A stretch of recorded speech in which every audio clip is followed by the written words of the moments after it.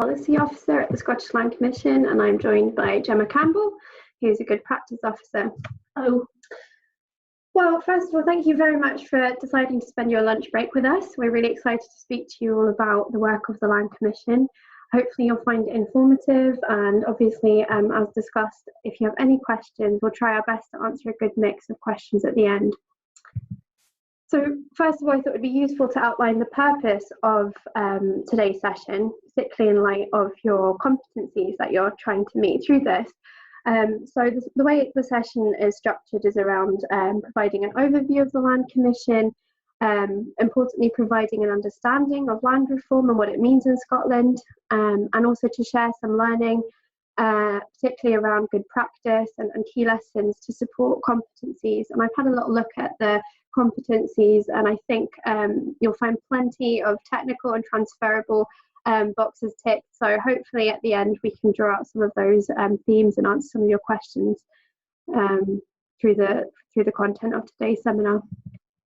So the format of the session is to provide an overview, as I said, but then to specifically focus on a couple of areas of work which I think will be most relevant to the work that you do on a day-to-day basis, particularly around vacant and derelict land. I'm sure that's something that would be of interest, as well as good practice and community engagement whilst doing your day-to-day roles. And then at the end we'll have a Q&A. So to start off with, I thought it'd be useful to understand what land reform is and also what it isn't. As the slide says, land is at the heart of Scotland's identity, communities and economy. And so it therefore really does matter who owns it, how it's owned, that it's used in a productive and a fair way. And really our aim is about making more of Scotland's land for all of Scotland's people. And I just like to say that it's not all about rural Scotland. There may be this idea that land reform is just about rural land, but we're here to say it's really about everything. A bit of background to how the Land Commission came about and perhaps land reform in Scotland. I think this diagram shows you the flow of different policies and legislations, starting with the Land Reform Act in 2003.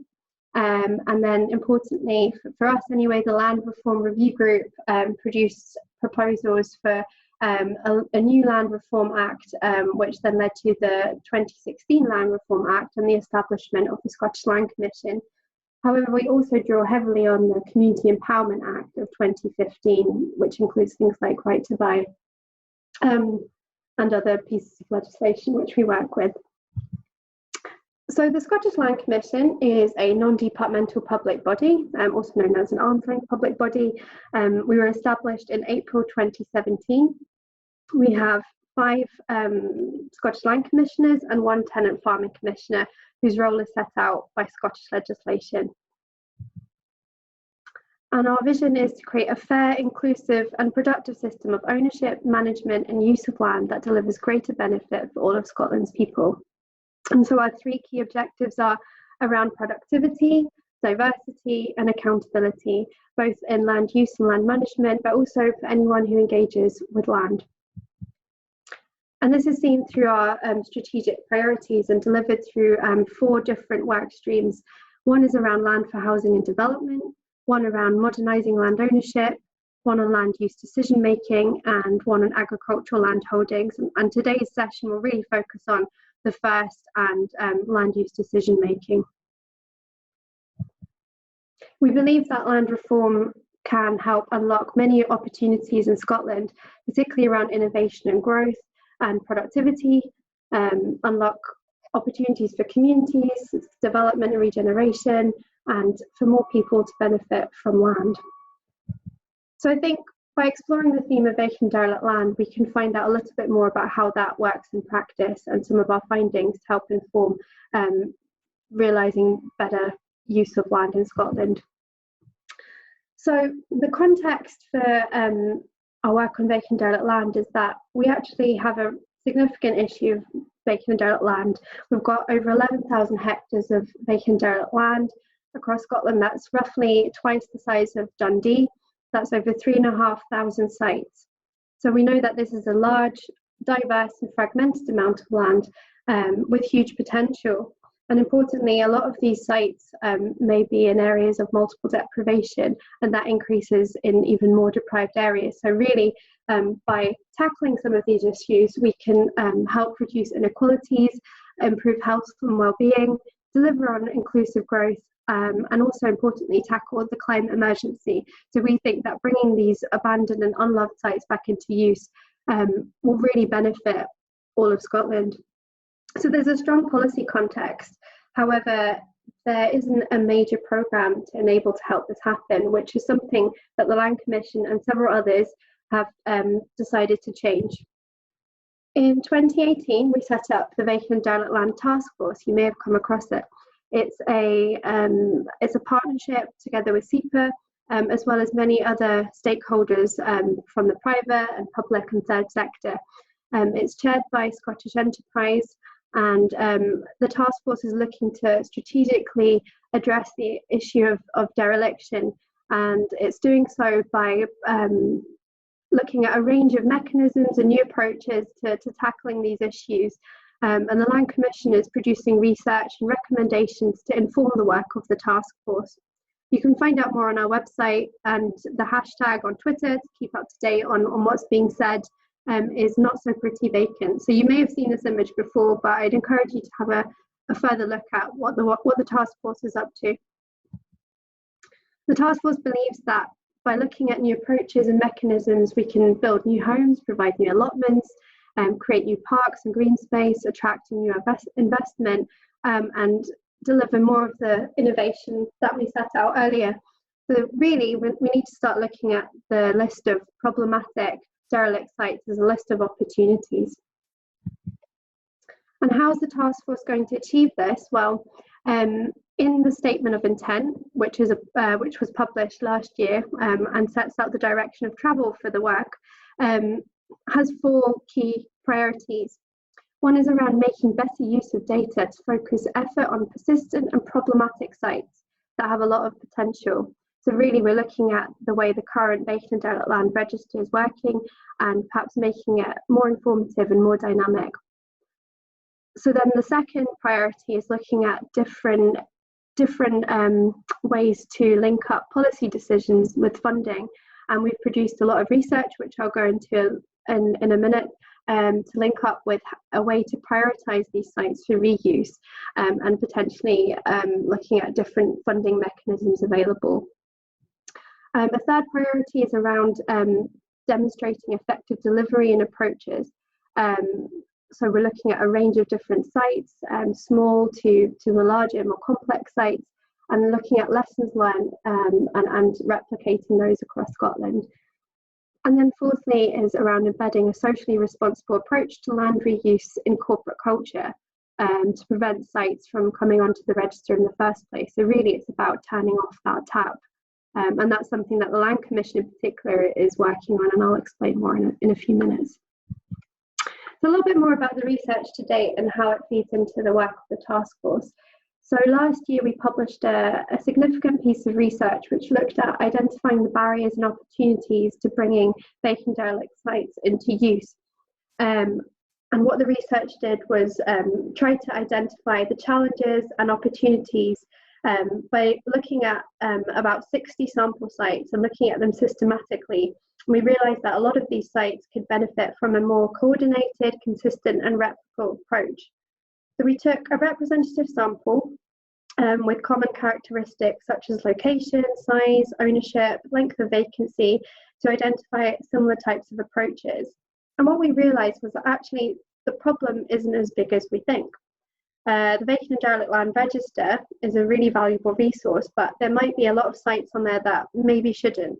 For example, these are sites that are part of a strategic land supply already, and there aren't actually significant barriers to short-term reuse, and they're just part of the general land supply. Other sites are in the countryside and might not have a realistic prospect of commercial redevelopment, but could also provide valuable green space.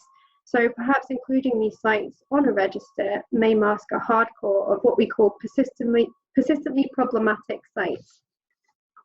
And actually the research says that about 30% of the sites in the register are hardcore. So that's instead of 3,500 sites, we're looking at about 1,140 sites that are urban and derelict and hardcore and have been on the register for a very long time.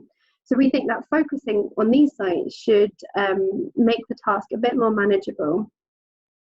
So then if we look at just these 1,140 sites, we still think that's still too many to tackle one by one.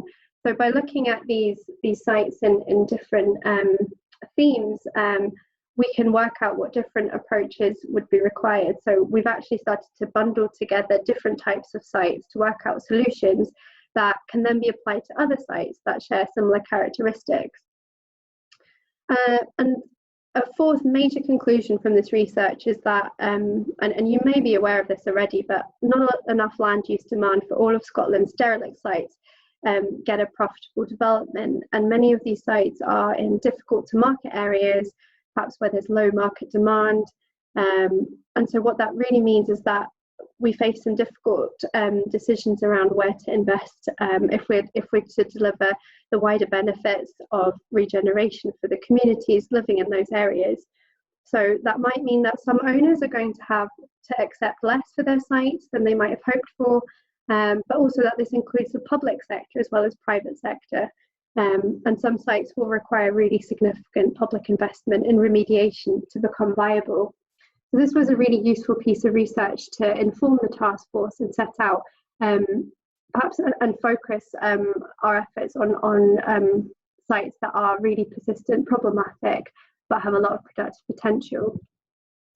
Further research we commissioned last year showed us a bit more and told us a bit more about the impact of vacant and derelict land on communities. And it broke it down into 4 different types of impact. One was on community, one was on health, looking at things like safety and whether communities can access these sites for recreation, for different exercise purposes. Also, we learned about how the impact may have negative effects on the local economy as well as the environment.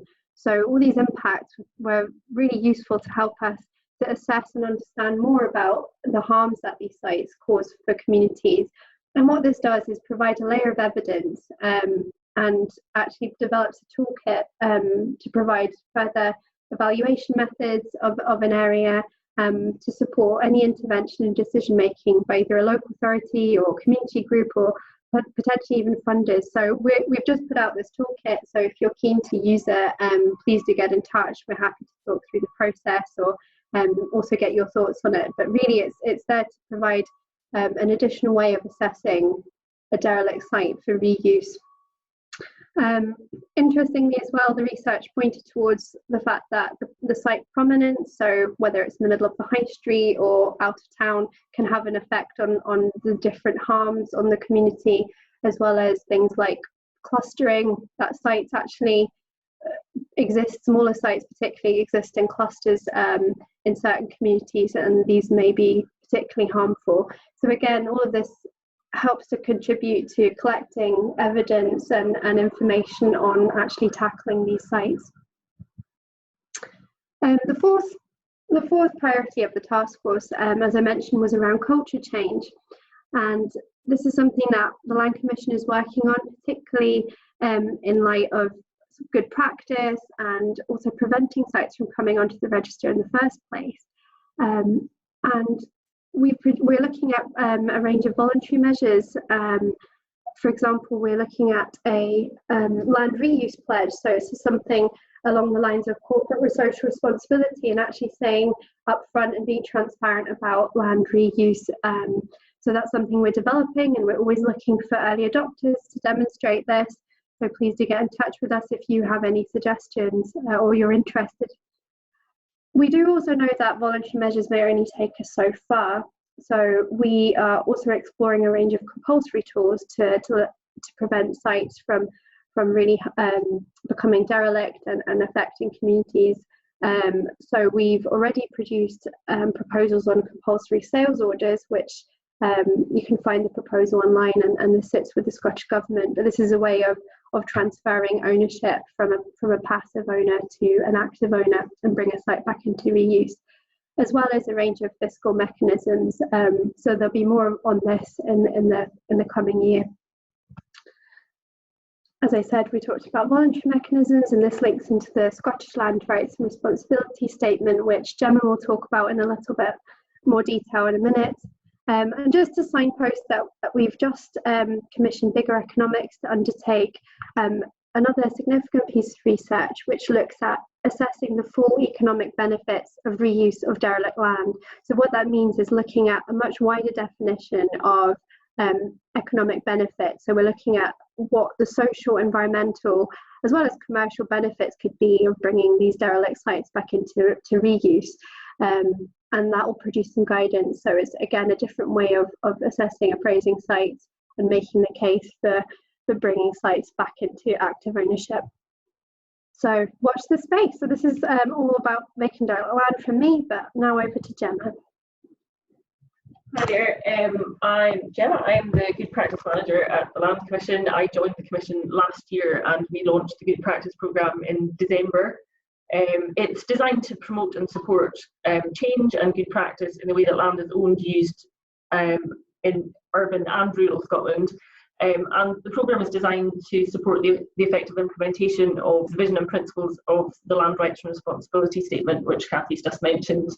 And it's with a strong recognition that land reform is significantly about culture change.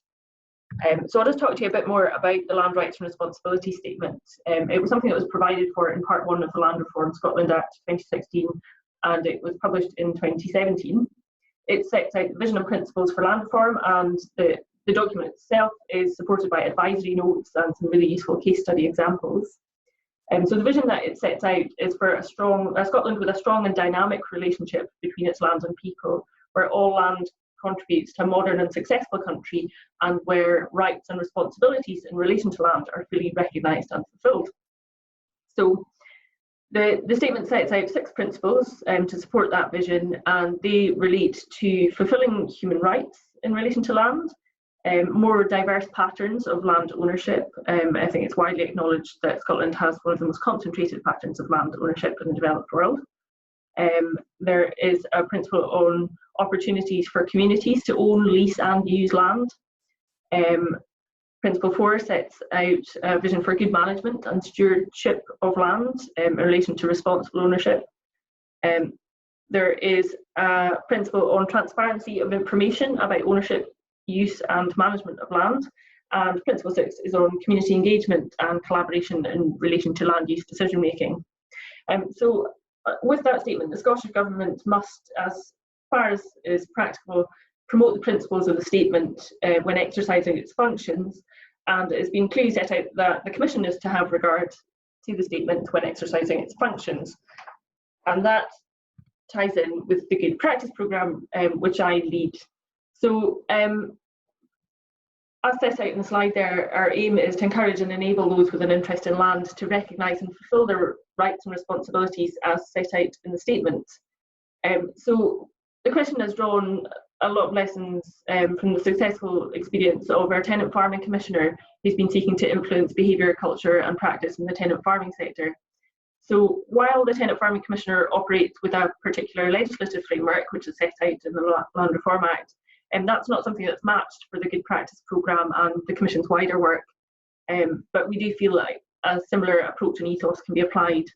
So in particular from the Tenant Farming Commissioner experience, we've looked at an approach that is based on promoting a fair and reasonable approach rather than policing compliance, that supports people to come to their own decisions and outcomes in a spirit of mutual respect. We're looking to provide a reference point for what can be seen as reasonable and what should be expected. And we're looking to provide a supportive context of advice and guidance. And we're doing that through the mechanisms that are set out on the slide there.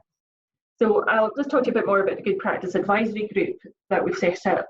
We've got key stakeholders, and our core members of that group are Community Land Scotland, Development Trust Association Scotland, NFU Scotland, Scottish Land and Estates, Scottish Property Federation and Scottish Government.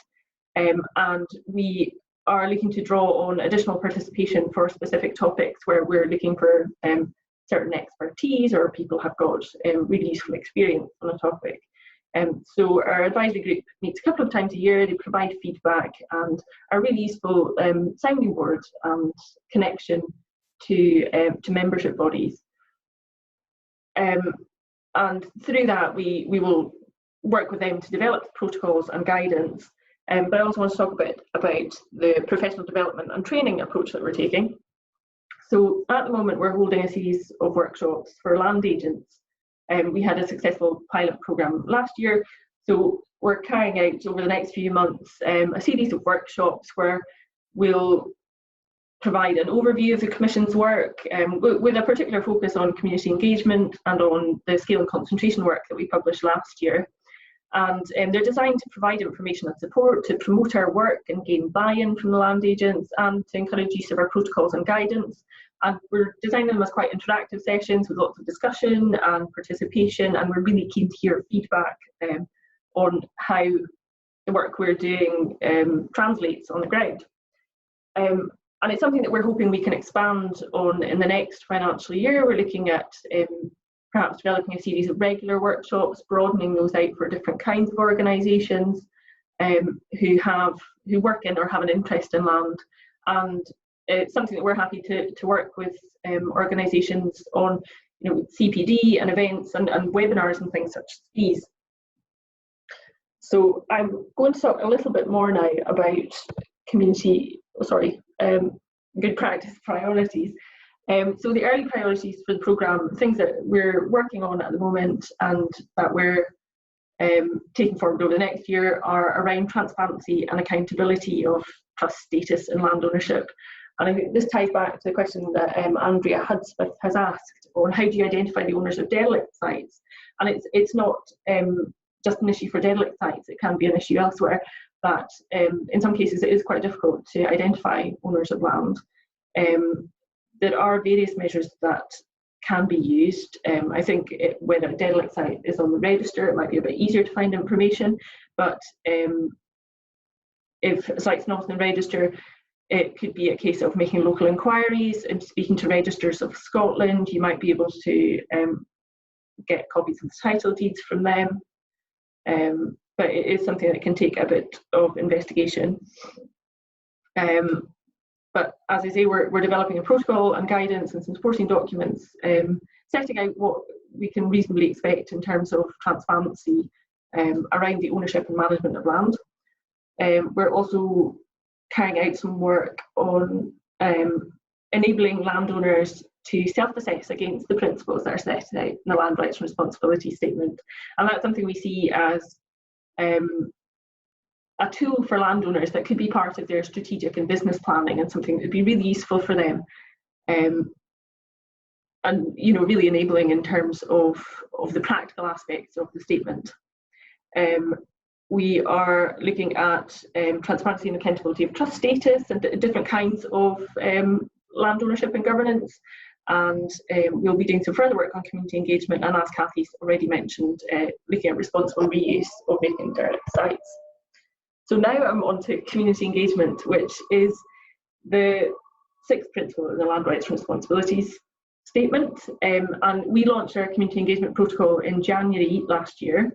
It sets out principles and expectations for community engagement, and while it's mainly aimed at landowners and their agents and people they work with, it's something that's really useful for communities as well, to help them understand what they can reasonably expect from landowners, and to have a guide to support them in working with landowners. So ultimately, community engagement is about greater collaboration and about communities getting the opportunity to be involved in decisions about the land around about them that might affect them. So the protocol that we've developed is supported by additional guidance on creating engagement plans and a route map that guides landowners through what level of engagement might be appropriate depending on the level of impact that any activities or decisions being made might have on a community. So we do have two community engagement advisors in the team. They've been promoting the protocol and they've been working with landowners who are looking to develop a proactive community engagement plan.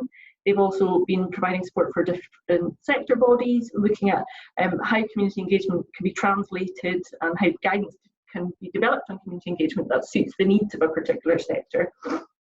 And if you have a look on the Land Commission website, we've got a link on the slide there. There are some really interesting case studies that have been developed on good practice and engagement, and it's something that's really worth having a look at. So that takes us on to the Q&A session, and I think if I just quickly pick up on one that's been written in here on SNH and CIPA. In terms of the good practice advisory groups, they're not core members and they're not regularly involved, but like I said, it is something, if we had a specific topic or an area that we wanted that expertise on, we do have contacts and we would draw them into that.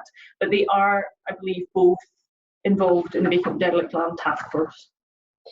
Yes, that's right. So the task force is made up of many different organisations, including CIPA and SNH, which is particularly valuable in terms of obviously looking at the different environmental potentials, as well as much more for demonstrator sites, looking at example sites that could be that could actually demonstrate the full potential of dereliction.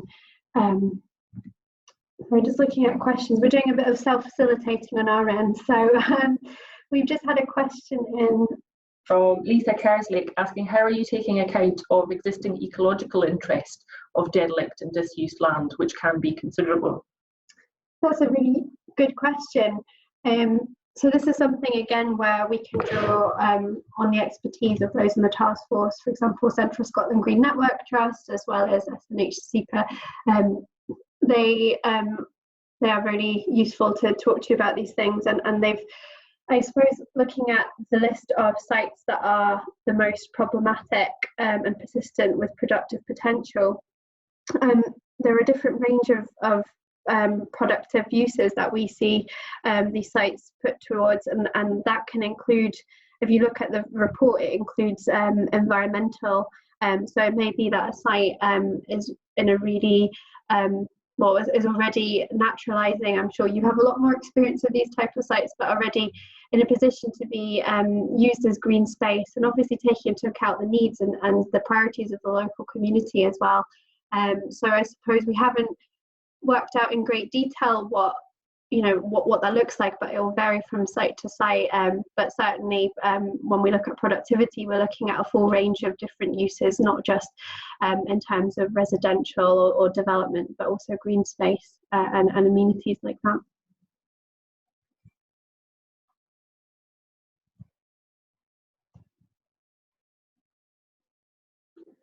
Thank you. And we've had another question in on, are there special considerations given to the potential for contamination, such as asbestos, to vacant and derelict land, and the challenges it can bring to reuse? Again, another really useful question. I think that when the research looked at the different types of sites and the different reasons for sites being derelict and vacant as well, but particularly derelict, there may be certain barriers and challenges to bringing them back into reuse, and that relates to potentially contamination, including asbestos. So I think yes, that is a consideration, and I suppose this is where we need to look at a range of different solutions and learning from different examples of how these barriers have been overcome. So again, if you have interesting examples or case studies, we're really keen to collect them, and also our website is looking at a whole range of different case studies across our work stream, so I think we're looking to work up some examples. So yeah, keen to hear from you if you have some useful examples for us. Sure, and our next question, so it's more of a point than a question. We have seen some significant community and green space improvements to vacant and derelict land sites because of the allocated funding. This includes environmental surveys, which are very costly. For local authorities that don't have this funding, there is maybe little mechanism to improving sites. I think I'll say a little bit here, because I come from a funding background before I joined the Commission, and there is a bit of variety in access to funding. But I know in the Highlands and Islands region, there are opportunities for communities certainly to investigate these kind of things through Highlands Islands Enterprise, and I know that working with the Scottish Land Commission previously, we did get applications in from communities who were looking at sites that had these kind of issues, and there is a development funding element to that stream, so that there is an opportunity there. But it is perhaps something that is limited depending on who's looking at owning it. But certainly there are a few more opportunities for communities out there to investigate these things. And we've actually done a review of all the different funds available for derelict sites. And it's interesting because this report not only looks at derelict sites being funded, but also where the funding is related to the different productive potentials and the different outcomes of the site. So we've produced a short research piece, but also a really handy table. So please do have a look at our website and download this table. It goes through a range of different sources, including those for local authorities, but also community groups, different organisations, and you can filter it by the criteria that you're looking for. So hopefully this is a useful starting point for some groups. And the next question is, there are lots of sites which are just left unmanaged, but the landowners want to retain the land as an asset. Do these owners have any responsibility to manage this land in some way, and does the Commission facilitate these discussions? It is something actually through our community engagement advisors. We do take on casework, so we do ask we ask anyone really who has experience that relates to our protocol to get in touch or to discuss with us if they feel there are any issues. So obviously we're taking that from an engagement perspective, but some of that could be that actually they want to access land and they're having difficulties engaging with the landowner's not willing to consider it. So we do try and take a mediatory approach and encourage positive discussions. There have been circumstances where we have facilitated or we've attended meetings about these kind of things to encourage good working relationships between the communities and the landowners.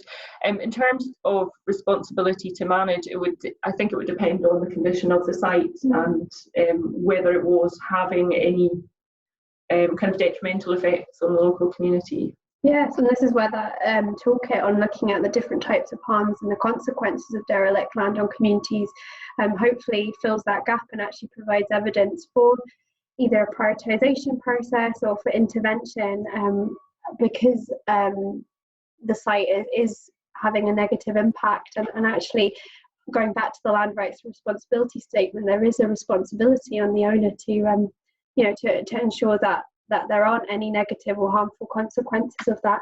And again, we're looking at this land reuse pledge, and I think it's important to note that this pledge will be a commitment to prompt responsible reuse of land and hopefully demonstrate some change in that area. Thank you. And the next question is, do you foresee community trusts taking over the management of such land, and if so, will they be able to access financial support to manage such land?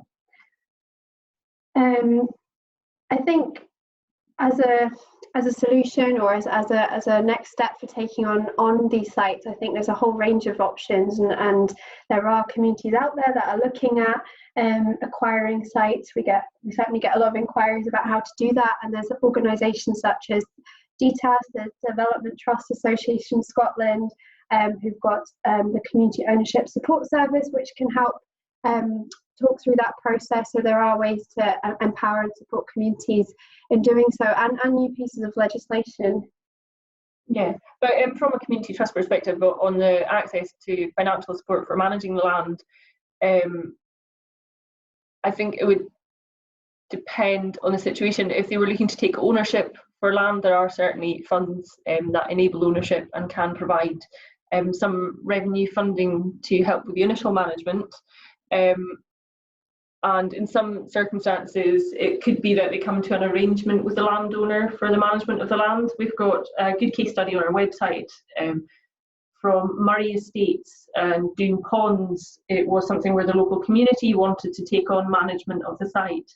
And it's something the estate has retained ownership, but they have worked together with the community, and there has been a bit of financial support and support in terms of time put into that to enable the community to do so.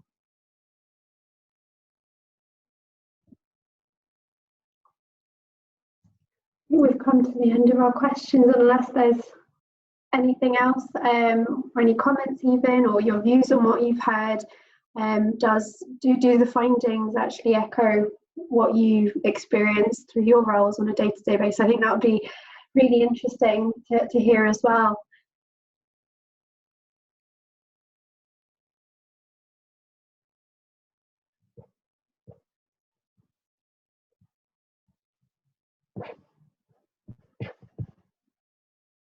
And we also have a website, obviously, but the website has many different video clips summarising our different areas of work. We've also got a podcast.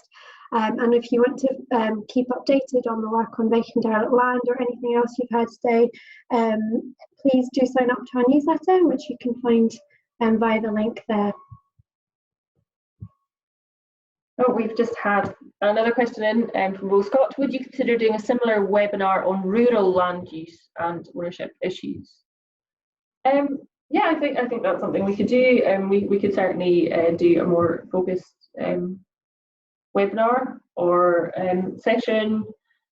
As I mentioned, we'll be looking at taking our workshops out, and the way we're working with land agents, and we would work with any organisation when we're taking these out, we'd have a discussion about what are the key issues for you, what are the things you're interested in, so that we can kind of tailor it for you and go into more detail. So it is, yeah, definitely something we consider doing. And we also, as a commission, we go around Scotland, and we've got our public meetings where commissioners and several members of staff go and meet the public and talk about different areas of our work. So if there's one in your area, please do join and get involved in the discussions. So I think if that's everything in terms of questions and comments, then we might just hand back over, and our email addresses and further information is found here, so please don't hesitate to get in touch if we haven't answered something or you want to find out more. We'd be really pleased to continue these conversations. Thank you. Let me just transfer. Thank you both so much. That was a really informative webinar. Thank you. And thank you to everyone for your questions today. Before we finish, I can just show you quickly what competencies that you can record against this webinar. So any of the policy, legislation and standards competencies, you can use P1, P2, P3 and P4, and you can find our competency framework on the CIEEM website, so you can check that.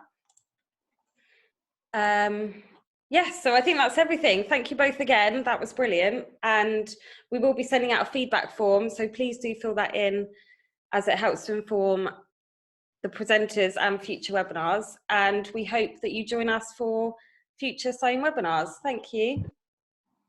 Thanks very much. Bye-bye. Thanks, bye.